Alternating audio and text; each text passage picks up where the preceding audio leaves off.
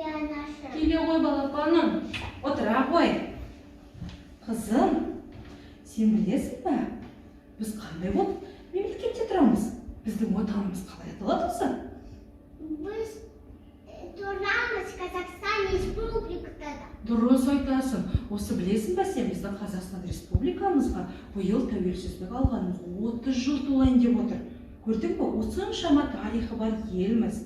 Ал енді қызым, осы ана тілі туралы, біздің қазақ тіліміз туралы ән шырқасақ қалай қарайсың? Айтайық па ән? Жарайды, нашы. И жаным сол. Кәне, я?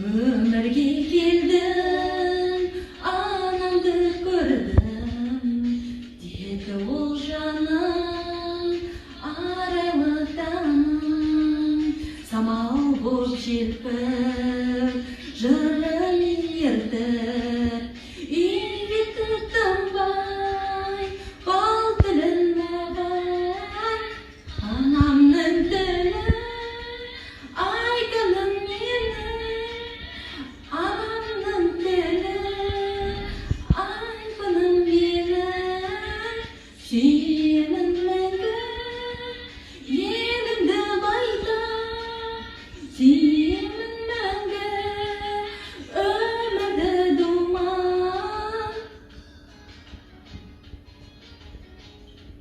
Қызым, қалай саған бұл ән?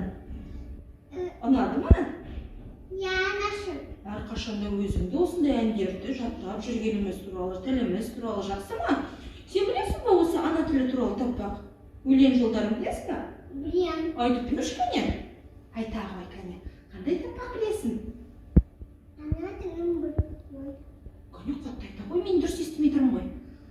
Ана тілін біліп қой. Екіндігін, сендігін, ана тілін біліп қой. Мақта. Мұқтарым сен ердігін. Ана тілін арым бол. Қатты айта ғой кәне қызым. Ятын? Ятым боп тұр бетте. Өзге тілін бәрін өз түрінде көрмейді. Жарайсың жаным, жарайсың. Бұны білесің ба? Қадыр Мырзалы деген жазушы жазған. Білем, нашы. Алтыным сол, алда да осындай біздің еліміздің беделді азаматы бол. Әрқашанда өз тіліңді құрметтеп, сыйлап жүр, жақсы ма? Көп нәрсені үйрен. Еліміз, жеріміз туралы көп біліп таны. Мен саған сенемін, үміт артамын, жақсы ма? Жақсы, ана. Алтыным.